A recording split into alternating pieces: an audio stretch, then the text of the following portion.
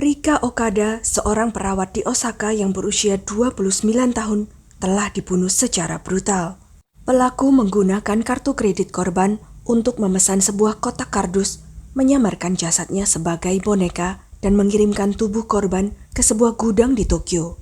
Butuh waktu 3 tahun bagi polisi untuk akhirnya menangkap pelaku pembunuhan mengerikan ini.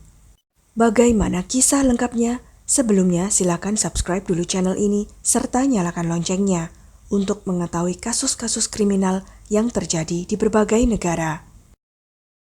Pada 25 April 2014, polisi Osaka menerima laporan tidak terduga dari sepasang orang tua yang mengatakan bahwa putri mereka telah hilang selama lebih dari sebulan, namun mereka baru menyadarinya. Polisi segera menuju alamat yang diberikan. Saat memasuki apartemen, mereka langsung disambut bau busuk yang menyengat. Jendela tertutup rapat, dan ruangan tampak berantakan seolah telah diacak-acak. Polisi dari distrik Osaka Nishi segera menutup lokasi kejadian dan memulai penyelidikan menyeluruh. Mereka mewawancarai sang ayah yang melapor ke polisi karena ibunya dalam kondisi mental yang terguncang akibat hilangnya sang anak. Ia mengidentifikasi putri mereka sebagai Rika Okada, seorang asisten perawat berusia 29 tahun yang bekerja di panti jompo di daerah Nishiku, Osaka. Rika dikenal sebagai pribadi yang lembut dan ramah. Karena pekerjaannya, ia tinggal sendiri di Osaka, sementara orang tuanya tinggal di kota lain. Sang ayah menjelaskan bahwa mereka masih sempat menerima pesan teks dari Rika sekitar sebulan lalu. Namun setiap kali mereka mencoba menelepon, panggilannya selalu ditolak. Rika kemudian mengirim pesan bahwa dia sedang mengikuti pelatihan jangka panjang di panti jompo dan akan sangat sibuk, sehingga tidak bisa sering menelepon atau membalas pesan. Karena memahami sifat pekerjaannya, orang tua Rika tidak terlalu mencurigai apapun. Meski merasa sedikit khawatir, mereka belum merasa ada sesuatu yang benar-benar salah. Namun hari itu, pengelola apartemen menghubungi mereka, menyampaikan bahwa dia sudah tidak mendengar kabar dari Rika selama hampir sebulan, dan ada beberapa tagihan yang belum dibayar, sehingga meminta orang tuanya untuk mengurusnya. Polisi kemudian menghubungi pihak pengelola apartemen untuk informasi tambahan. Pihak pengelola kemudian menjelaskan bahwa pada akhir Maret mereka sudah mencoba menghubungi Rika, tapi tidak berhasil. Namun pada hari ke-10 setelah pengingat pertama dikirim, pihak manajemen menerima panggilan dari seseorang yang mengaku sebagai Rika. Orang tersebut mengatakan bahwa ia sedang dalam perjalanan bisnis dan belum bisa kembali ke Jepang, tapi akan segera membayar tagihannya. Setelah itu, semua upaya untuk menghubungi kembali ditolak. Karena pembayaran terus tertunda, pihak manajemen akhirnya menghubungi orang tuanya pada akhir April. Mendengar kabar tersebut, orang tua Rika menjadi sangat khawatir. Mereka pun bergegas ke Osaka. Hal pertama yang mereka lakukan adalah membayar tunggakan sewa, lalu menggunakan kunci cadangan untuk masuk ke apartemen Rika. Ukuran apartemen itu tidak besar. Begitu pintu dibuka, hampir seluruh isi ruangan bisa langsung terlihat. Mereka langsung disergap bau logam menyengat yang menyebar di seluruh ruangan. Perasaan tidak enak muncul. Mereka mencari-cari saklar listrik dan begitu dinyalakan lampu langsung menerangi ruangan. Di ruang tamu terdapat sebuah meja kecil dan di bawahnya ada tikar tatami. Setelah diperiksa lebih dekat, terlihat noda merah di tikar tersebut. Sangat menyeramkan. Ruangan juga dalam keadaan acak-acakan. Orang tua Rika begitu terkejut dengan apa yang mereka lihat. Mereka saling bertanya-tanya, apa sebenarnya yang terjadi? Karena sangat takut terjadi hal terburuk, sang ayah segera menelepon polisi. Setelah mengumpulkan informasi awal dari keluarga dan pihak manajemen gedung, polisi memperluas penyelidikan. Mereka menyelidiki tempat kerja dan lingkungan pergaulan Rika. Polisi mendatangi panti jompo tempat Rika bekerja. Kabar hilangnya Rika mengejutkan staf dan para lansia di sana. Ia dikenal sebagai pekerja yang berdedikasi dan penuh kasih. Para penghuni lansia menyayanginya dan rekan-rekannya sangat menghormatinya. Seorang rekan kerja Rika mengingat dengan jelas bahwa pada 21 Maret 2014, Rika menyelesaikan shift-nya, berganti baju, dan mengucapkan selamat tinggal. Ia mengingat tanggal itu karena hari itu adalah hari ulang tahunnya, dan Rika bahkan membawakan camilan buatan sendiri untuk merayakannya. Mereka berencana makan malam bersama keesokan harinya bersama beberapa rekan kerja lainnya. Tapi keesokan harinya, Rika tidak datang. Ia tidak pernah absen atau terlambat sebelumnya. Ia dikenal sangat disiplin dan bertanggung jawab. Namun kali ini, ia tidak masuk kerja dan tidak bisa dihubungi, membuat semua orang sangat khawatir. Beberapa orang bahkan berniat datang ke apartemennya untuk memastikan keadaan Rika. Namun, kepala bagian memberitahu lebih dulu bahwa ia telah menerima email dari Rika di pagi hari itu yang berisi permintaan cuti. Isi emailnya sangat aneh, hanya berisi kalimat singkat, "Saya ingin cuti." Kepala bagian merasa email itu tidak seperti biasanya, karena Rika selalu menulis secara rapi dan sopan. Semua orang mulai bertanya-tanya apakah benar email itu ditulis oleh Rika, karena sangat tidak profesional. Tapi meskipun merasa janggal, mereka harus kembali bekerja, dan akhirnya mereka tidak terlalu memikirkan lagi.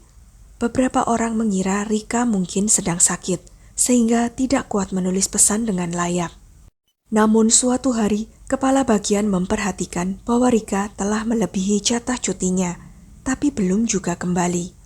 Ia juga tidak mendapat pesan atau telepon dari Rika yang menjelaskan keadaannya. Karena khawatir, ia dan beberapa rekan Rika pergi ke apartemennya. Mereka membunyikan bel lama sekali, tetapi tidak ada jawaban. Mereka lalu menunggu di luar, berharap Rika hanya sedang keluar sebentar. Tapi waktu terus berlalu dan tidak ada tanda-tanda Rika kembali. Akhirnya mereka mencoba menelepon, namun seperti dugaan, ponsel Rika mati total dan tidak bisa dihubungi. Beberapa staf kemudian mengungkap bahwa seminggu setelah email aneh itu, mereka mulai menerima pesan teks dari Rika. Isinya mengatakan bahwa ia sedang di luar negeri untuk urusan pribadi dan tidak akan kembali ke Osaka dalam waktu dekat. Hal ini sempat membuat mereka sedikit tenang, namun kecurigaan muncul lagi. Rika dikenal senang membagikan kehidupannya di media sosial. Ia sering memotret dan mengunggah berbagai kegiatan hariannya. Tapi semua akun sosial medianya tiba-tiba sepi sejak akhir Maret. Meskipun polisi sudah mengumpulkan banyak informasi, mereka belum juga menemukan petunjuk jelas dalam kasus ini. Berdasarkan hasil penyelidikan, Rika diketahui menjalani kehidupan yang sederhana dan tenang, dengan pergaulan sosial yang terbatas, serta tidak memiliki musuh atau konflik pribadi yang dilaporkan. Saat polisi masih kesulitan menentukan arah penyelidikan, mereka menerima informasi dari pihak manajemen gedung tempat tinggal Rika. Seorang perwakilan manajemen memberitahu bahwa mereka baru saja menemukan sesuatu yang aneh terkait Rika, yang mereka harap bisa menjadi petunjuk penting bagi polisi. Mereka mengatakan bahwa seseorang telah mengirim sebuah paket berukuran sangat besar dari apartemen Rika pada tanggal 24 Maret. Namun mereka tidak tahu perusahaan pengiriman mana yang mengambil barang tersebut. Yang membuat mereka curiga adalah Rika sebelumnya sudah memberitahu bahwa dia meninggalkan apartemen sejak tanggal 22 Maret. Jadi bagaimana mungkin ada paket yang dikirim dari apartemennya 2 hari kemudian? Polisi pun sadar bahwa mereka belum memeriksa data pribadi Rika, seperti kartu bank atau paspor. Setelah mendapat informasi itu, mereka memeriksa riwayat kartu kredit Rika dan menemukan bahwa dalam waktu singkat, ia telah membuka beberapa kartu baru dan menghabiskan sekitar 1 juta yen atau sekitar 111 juta rupiah terutama untuk membeli pakaian mahal dan barang-barang mewah. Yang lebih mencurigakan lagi, pada pertengahan April ditemukan transaksi di mana Rika menyewa unit penyimpanan selama 3 bulan di Hachioji, Tokyo. Polisi langsung bertanya-tanya, mengapa seorang perempuan yang tinggal sendirian di Osaka menyewa gudang di Tokyo, ratusan kilometer jauhnya. Ia bukan pebisnis atau pedagang yang butuh fasilitas seperti itu. Lokasinya saja sudah sangat mencurigakan. Polisi pun mengikuti petunjuk ini. Mereka melacak alamat unit penyimpanan itu tanpa tahu bahwa mereka akan menemukan pemandangan yang sangat mengerikan. Setelah melakukan pencarian, mereka menemukan pintu masuk unit dan meminta pengelola untuk membukanya.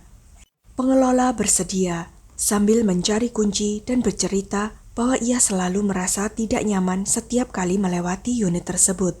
Ia mengatakan bahwa saat cuaca hangat, bau busuk yang sangat menyengat kerap keluar dari dalam.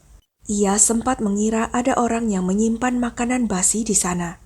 Unit itu memang penuh barang dan sudah lama tidak diambil pemiliknya. Begitu ia selesai bicara, pintu unit berhasil dibuka. Saat pintu digeser, bau menyengat langsung memenuhi udara. Semua orang yang ada di sana mundur secara refleks untuk menghindari bau tersebut. Beberapa polisi senior mulai menduga bahwa mereka mungkin telah menemukan tempat penyembunyian mayat, tapi mereka belum tahu milik siapa. Mereka masuk dengan perlahan. Unit itu gelap, dan mereka harus menggunakan senter.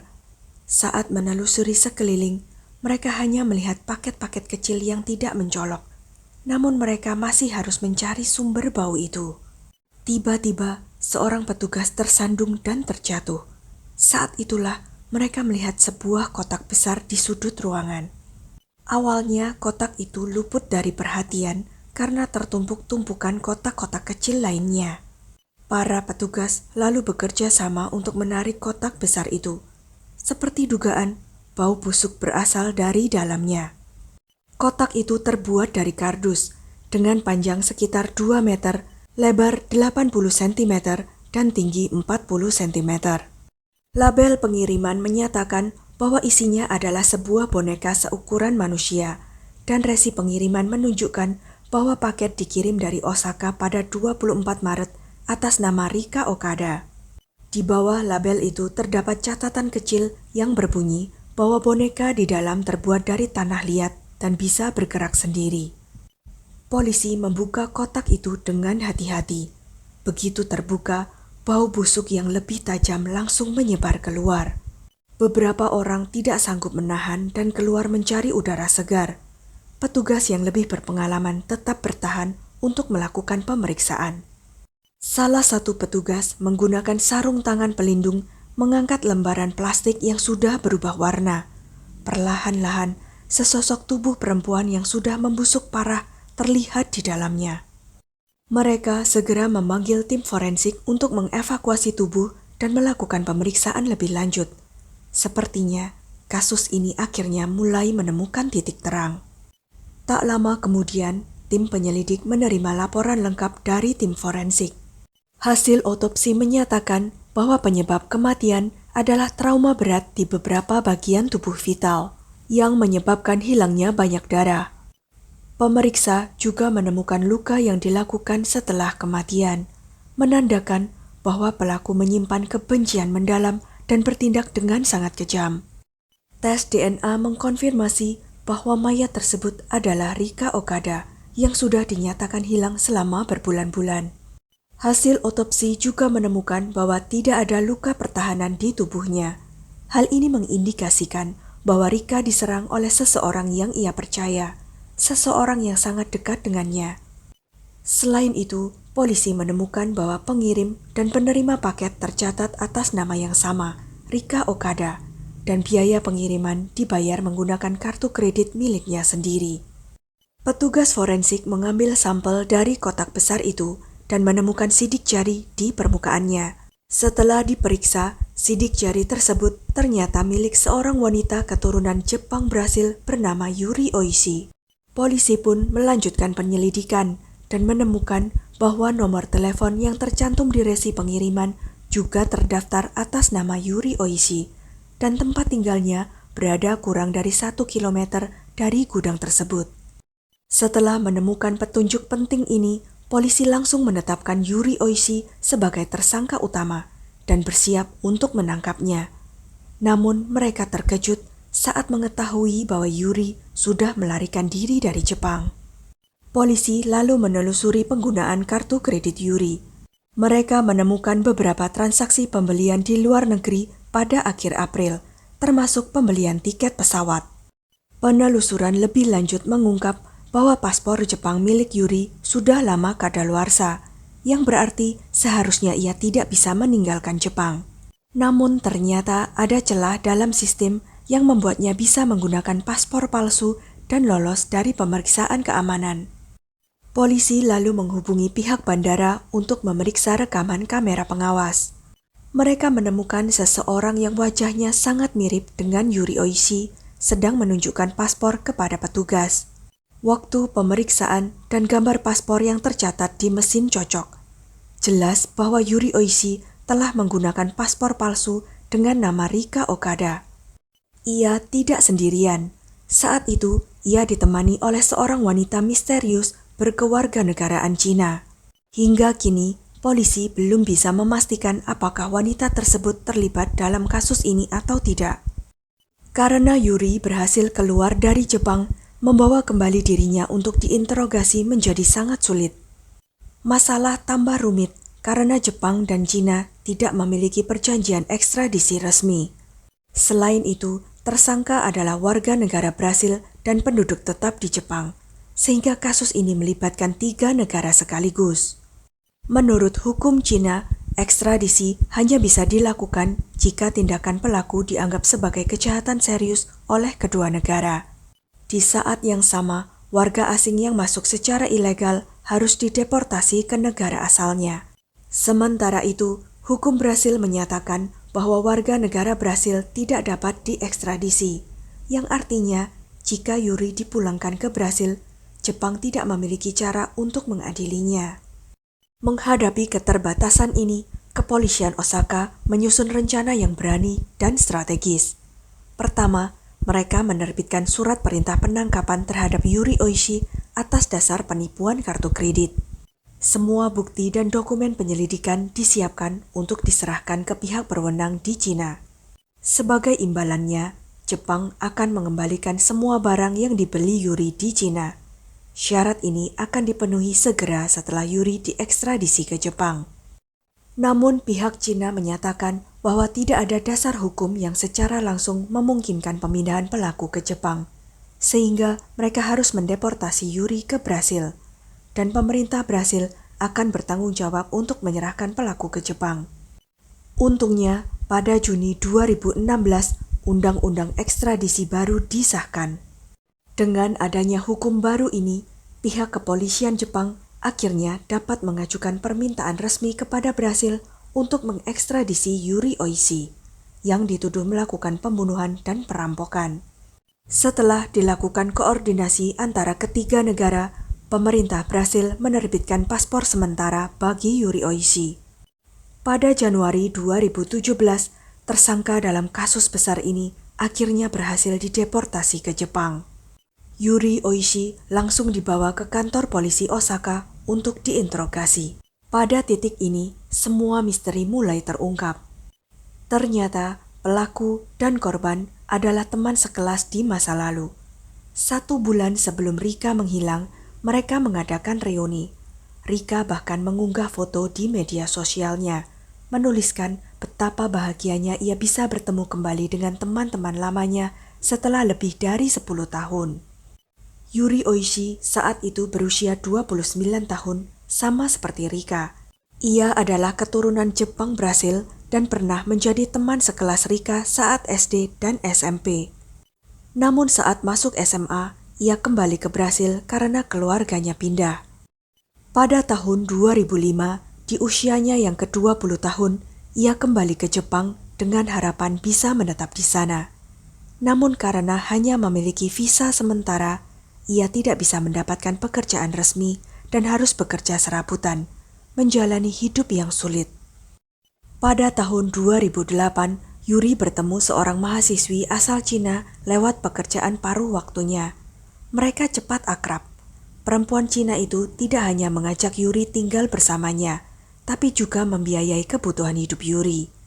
Ia juga sangat pintar dan akhirnya mendapat tawaran kerja di Shanghai, sehingga bersiap-siap kembali ke China. Yuri merasa sangat cemas dan sedih melihat satu-satunya teman dekatnya akan pergi, sementara dirinya masih berada di Jepang secara ilegal. Dalam keadaan itulah, saat reuni, ia kembali bertemu dengan Rika, dan di sanalah rencana jahat itu muncul. Yuri ingin menjadi Rika. Rika adalah target ideal karena berkepribadian sederhana dan introvert, membuatnya lebih rentan. Yuri sengaja mendekati kembali Rika, berpura-pura ingin membangun kembali pertemanan mereka. Rika yang dikenal baik hati dan lembut pun percaya begitu saja. Mereka pun kembali akrab. Melihat peluang terbuka, Yuri meminta meminjam paspor Rika dengan alasan yang tidak jelas. Jika saja Rika bersedia, mungkin Yuri akan membatalkan niatnya. Tapi meskipun Rika baik, ia menolak dengan tegas karena tahu itu melanggar hukum. Namun Yuri terus memaksa, hingga keduanya sempat bertengkar hebat. Pada 21 Maret 2014, setelah menyadari bahwa tidak ada cara lain untuk tetap tinggal di Jepang, Yuri akhirnya memutuskan untuk mengeksekusi rencana awalnya. Ia membunuh Rika secara diam-diam, lalu mencuri identitas, kartu bank, ponsel, dan uang puluhan ribu yen milik Rika. Ia kemudian memanfaatkan celah dalam sistem kesehatan Jepang dan mengajukan kartu asuransi kesehatan baru atas nama Rika yang ia gunakan untuk membuat paspor palsu. Yuri lalu menyamar sebagai Rika dan mengirimkan pesan ke keluarga, teman, serta rekan kerja Rika untuk mengulur waktu. Setelah itu, Yuri membungkus tubuh Rika dengan plastik dan menaruhnya dalam kardus, lalu menggunakan jasa pengiriman untuk mengirimnya ke gudang dekat rumahnya di Hachioji. Setelah semuanya selesai, Yuri benar-benar menjadi versi baru dari Rika Okada dan membeli tiket pesawat untuk terbang bersama temannya ke Shanghai. Di Shanghai, Yuri menggunakan kartu kredit Rika untuk belanja gila-gilaan, menghabiskan lebih dari 60.000 yuan atau sekitar 135 juta rupiah hanya untuk pakaian dan hiburan dalam waktu singkat. Setelah kasus ini terungkap dan ramai diberitakan media, Yuri mulai panik dan menunjukkan tanda-tanda stres berat. Akhirnya, ia mengaku segalanya kepada teman Cinanya. Setelah diyakinkan dan dibujuk, Yuri memutuskan untuk menyerahkan diri ke konsulat Jepang di Shanghai, mengakui kejahatannya yang tidak bisa dimaafkan. Pada Desember 2019, pengadilan Jepang menjatuhkan hukuman penjara seumur hidup kepada Yuri Oishi. Pemeriksaan kejiwaan menyatakan bahwa Yuri menderita gangguan kepribadian disosiatif. Dokter menyebut bahwa Yuri memiliki dua kepribadian yang sangat ekstrim, lembut dan kejam. Pengacaranya mencoba meringankan hukuman dengan alasan kondisi mentalnya, menyatakan bahwa saat kejadian Yuri kehilangan kendali diri. Namun jaksa meyakini bahwa Yuri telah merencanakan semua ini sejak awal, menunjukkan bahwa ia sepenuhnya sadar akan apa yang ia lakukan, sehingga tidak pantas mendapatkan keringanan hukuman. Mengenai motifnya, Yuri berkata bahwa ia sangat ingin mengubah hidupnya dan percaya bahwa satu-satunya cara adalah dengan menggantikan hidup orang lain sepenuhnya. Karena alasan yang kejam itulah, Rika Okada harus lenyap selamanya pada usia 29 tahun. Sekian kisah kali ini. Jangan lupa untuk klik like, share, subscribe, dan komen ya pendapat kalian. Sampai jumpa lagi di video-video selanjutnya.